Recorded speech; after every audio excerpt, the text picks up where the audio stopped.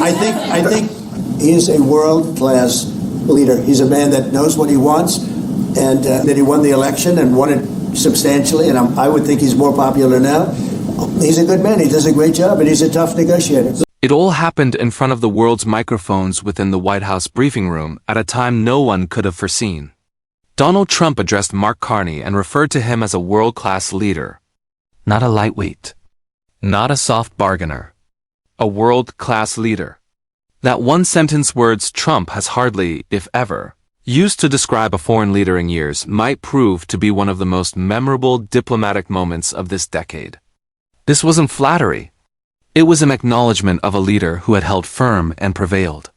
For years, Trump's signature tactics were pressure, tariffs, threats, and blunt, uncompromising talk. Many world leaders wilted under it. Carney did not. He stayed calm, firm, and patient. And today that patience was rewarded.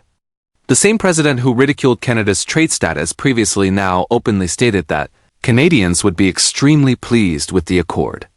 This was not a political about-face, it was a diplomatic turnaround, seen live by the globe.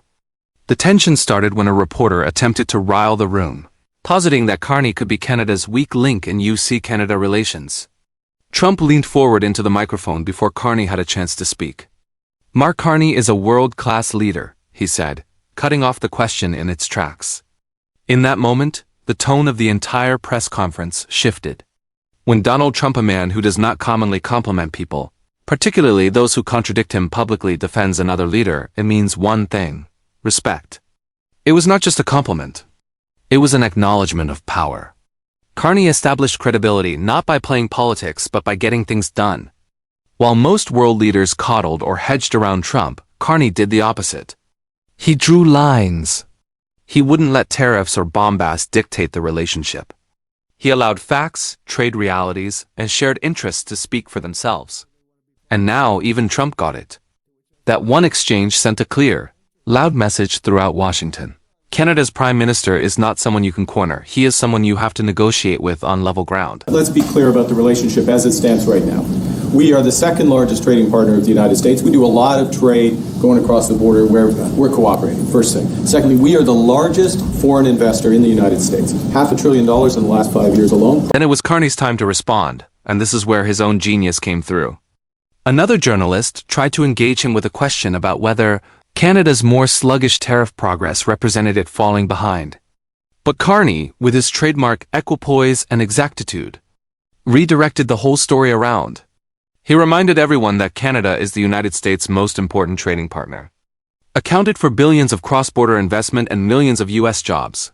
He spread out the numbers: investment flows, trade volumes, energy supply chains, all headed in a single inescapable direction. Canada is not a junior partner. Canada is the keystone to North America's economic stability. And then there was Carney's coup. His message was unmistakable: lose Canada, and you lose your biggest overseas investor. It was not bluster, it was numbers, strategy, and irrefutable fact. And it was something that everyone in the room, including Trump, knew. With a few words, Carney took what could have been a placating response and turned it into a declaration of sovereignty and power. He did not debate with the reporter. He instructed him. He did not simply counter the premise. He reinterpreted it altogether. This is what differentiates leaders from politicians. It is why more and more, the world is looking to Ottawa, not Washington, as the seat of reasoned power and strategic wisdom. Carney showed us that leadership is not about reaction, it is about being respected through principle, precision, and unshakable confidence. I think I'll walk away very happy. I think so. The people of Canada, they will love us again. Then arrived the headline moment. The very same Donald Trump who once said he didn't need Canada turned to Carney and said, "I think the Canadians are going to be very happy." In one sentence. He conceded defeat diplomatically, politely, but absolutely. This was the same Donald Trump who had used tariffs as a tool, trying to bully Canada into submission. But the truth was stark. Those tariffs proved a disaster, ruined American manufacturers, ignited worker demonstrations, and ended up damaging the U.S. far more than Canada. Carney saw this right away. He did not flip out. He stayed calm, keeping Canada on its track. He left the door ajar for negotiation, but never out of desperation. And here, Trump's government was not only backing down from the tariffs, it was spinning the result as a victory story. This is how thoroughly Carney turned the table. He had the White House accept Canada's conditions.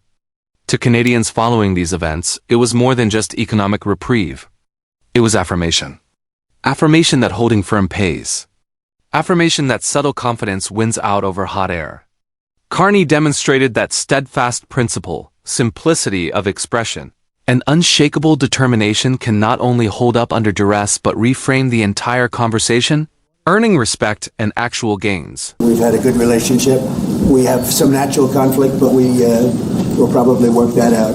But we've had a very strong relationship, and your hosting of the various countries that showed up, that was a beautiful job you did, and I appreciate it very much. By the conclusion of the conference, the mood had changed entirely. Trump and Carney, previously regarded as competitors, were now receiving mutual respect and praise on live TV. Carney emphasized Trump's contribution towards increasing defense commitments and reviving global trade mechanisms.